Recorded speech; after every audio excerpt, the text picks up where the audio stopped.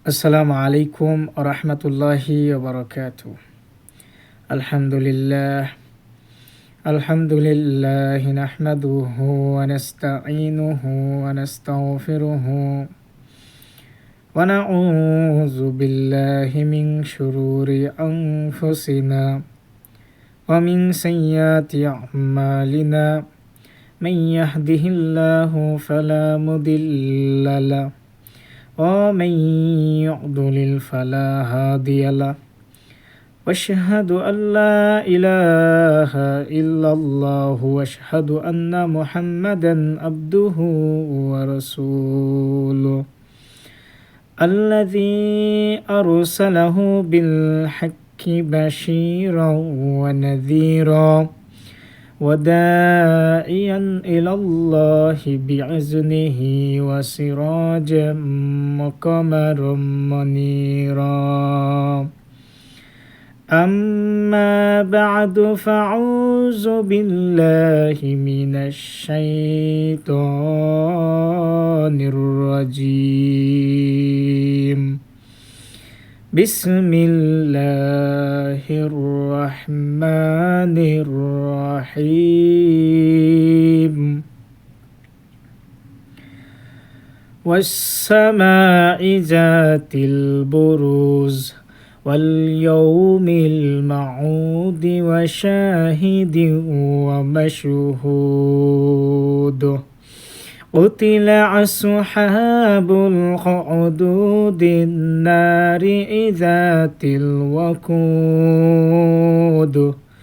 إذ هم عليها قعود على ما يفعلون بالمؤمنين شهود. صدق الله المولانا العظيم وصدق رسوله النبي الأمي الكريم ونحن على ذلك لمن الشاهدين الشاكرين الذاكرين والحمد لله رب العالمين.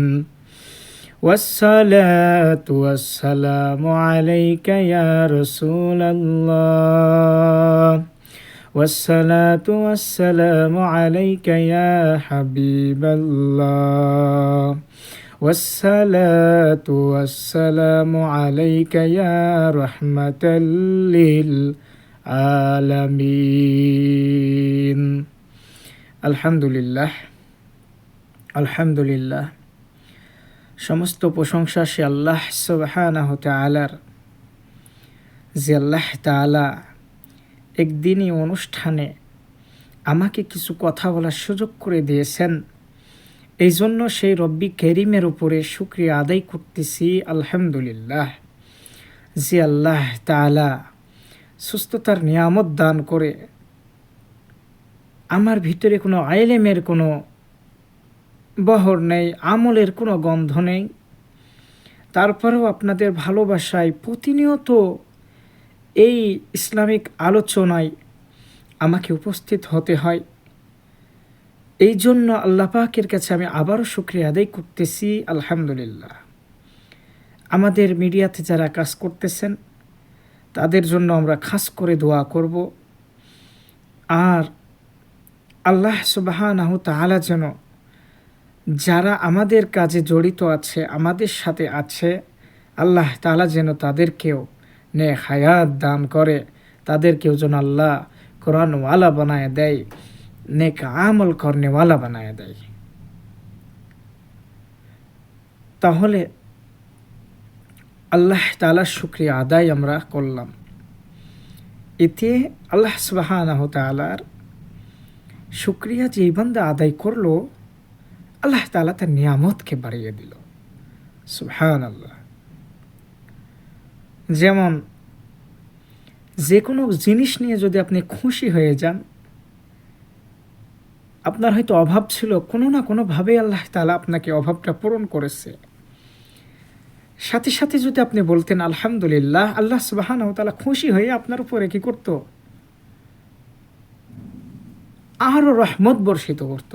আপনার নিয়ামত আল্লাহ তাআলা বাড়িয়ে দিত। যেমন বাচ্চা কান্না করলে আম্মা টাকা দাও, আব্বু টাকা দাও করে, কিছুক্ষণ কাঁদার পরে বাবা মা কিন্তু সহজেই টাকা বের করতে চায় না। বাবা মা সহজেই কিন্তু টাকা বের করতে চায় না। কিছুক্ষণ কাঁদার পরে যখন মায়ের কলিজায় লাগে, বাবার কলিজায় লাগে, সন্তানের ব্যথা যখন কলিজায় লাগে, তখন বাবা হয়তো পকেট থেকে টাকা বের করে দেয়, না তো আম্মা টাকা নিয়ে এসে দেয়। সন্তান যেমন টাকা পাওয়ার সাথে সাথে খুশি হয়ে যায়, ও টাকা পাওয়া মাত্র কিন্তু দৌড় মারে দোকানে, ঠিক আছে নি? সন্তান যেমন খুশি হয়ে যায়, তদ্রূপ আল্লাহ সুবহানাহু ওয়া তাআলা বলেন, আমার কোনো বান্দা যখন আমি আল্লাহর শুকরিয়া আদায় করে, সাথে সাথে আমি আল্লাহ খুশি হয়ে যাই। আমি আল্লাহ তাকে বলতে থাকি, বান্দা তুমি কি চাও, বান্দা তুমি কি চাও, তুমি চাও আমি আল্লাহ তাআলা তোমাকে দিব। বাট বান্দা তো চাইতে পারে না, বলে কত চাইলাম। ভাই তুমি কেমনে আল্লাহ সুবহানাহু ওয়া তাআলার কাছে দুই হাত উঠায় দোয়া করো, যে দোয়া আল্লাহ তাআলার কাছে আরশ আজিম পর্যন্ত পৌঁছায় না? একটু চিন্তা করো তো, একটু চিন্তা করো যে আমার দোয়া কেন কবল হচ্ছে না। আমি কি হারাম খানার ভিতরে আছি কিনা, হারাম কাপড়ের ভিতরে আছে কিনা, আমার জবানটা নাপাক কিনা? একটু চিন্তা করবে। এজন্য অনেক ভূমিকায় চলে গেছি। সকল ক্ষেত্রে এবং হালতে আল্লাহ তাআলা শুকরিয়া আদায় করবেন, বেশি বেশি কি করবেন? আল্লাহ সুবহানাহু ওয়া তাআলার শুকরিয়া আদায় করবেন। আল্লাহ তাআলার শুকরিয়া আদায় করা অনেক বড় একটা নিয়ামত। সুখে থাকলেও শুকরিয়া আদায় করবেন, দুঃখে থাকলেও শুকরিয়া আদায় করবেন। আপনার বরকত বেড়ে দিবে কে? আল্লাহ তাআলা। যেমন আল্লাহ তাআলা মানুষকে অনেক মহাব্বত এবং ভালোবাসে। যদি আল্লাহ তাআলার বিন্দু পরিমাণ ভালোবাসা, প্রেম আমার আপনার অন্তরে না থাকতো, তাহলে আমি আপনি কখনোই দুনিয়াতে চলাফেরা এবং কথা বলতে পারতাম না। আল্লাহর প্রেম, আল্লাহর মায়া, আল্লাহর মহাব্বত তার বান্দার উপরে আছে বিধায় সে কিন্তু চলাফেরা করতে পারে, কথা বলতে পারে, মন চায় জিন্দিগি করতে পারে। আল্লাহ ছেড়ে দিয়েছেন। কিন্তু আল্লাহ সুবহানাহু ওয়া তাআলা যখন ধরবে, তখন আর বাঁচতে পারবে না, তুমি কোথাও গিয়ে শান্তি পাইবে না তখন। ভাই ও দোস্ত, এই জন্য আমরা সকল ক্ষেত্রে আল্লাহ তাআলা শুকরিয়া আদায় করব, নিয়ামত আল্লাহ তাআলা বাড়িয়ে দেবে। পবিত্র কোরআনুল কারীম থেকে এক টুকরা আয়াতে কারিমা আমি তেলাওয়াত করেছি। সূরাতুল বুরুজ থেকে কিছু অংশ তেলাওয়াত করেছি। এই সূরাতুল বুরুজের ভিতরে আল্লাহ সুবহানাহু ওয়া তাআলা এই আয়াতের ভিতরে কি মেসেজ দিয়েছেন, কি কথা বলেছেন, মায়ার নবীকে কি আদেশ দিয়েছেন এবং আল্লাহ তাআলার বিধি বিধান কি দিয়েছেন, এই সম্পর্কে আমরা আলোচনা করব ইনশাআল্লাহ। আল্লাহ তাআলা যদি আমাকে সেই তৌফিক দান করে। সকলে আমলের নিয়তে কথাগুলো শ্রবণ করবেন, যাতে আমার একটা কথার দ্বারাই আপনি নামাজওয়ালা হইতে পারেন, কোরআনওয়ালা হইতে পারেন, বদকাজ ছাড়তে পারেন, মিথ্যা কথা ছাড়তে পারেন, মুখে দাড়ি নাই যেন দাড়ি রাখতে পারেন, মাথায় টুপি নেই যেন টুপি রাখতে পারেন, আজান হইলে যেন মসজিদে দৌড়াইতে পারেন। এমন আমলের নিয়তে শুনবেন যেন আপনার জিন্দিগি এখান থেকে গঠন হয়ে যায়। তাহলে আপনিও কামিয়াবি হয়ে যাবেন, আমি অধম, আমিও কামিয়াবি হয়ে যাব। এই যে আমি ভগ ভগ করতেছি, আপনি ফালতু মনে করে ছেড়ে দিয়ে চলে যাচ্ছেন, সেটাতে আপনার কোনো কামিয়াবি হবে না। আপনি আমলের নিয়তে আমল করার উদ্দেশ্যে শুনবেন। আশা করি আপনি, আল্লাহ যদি চাই, আপনাকে পরিবর্তন করে দিবে।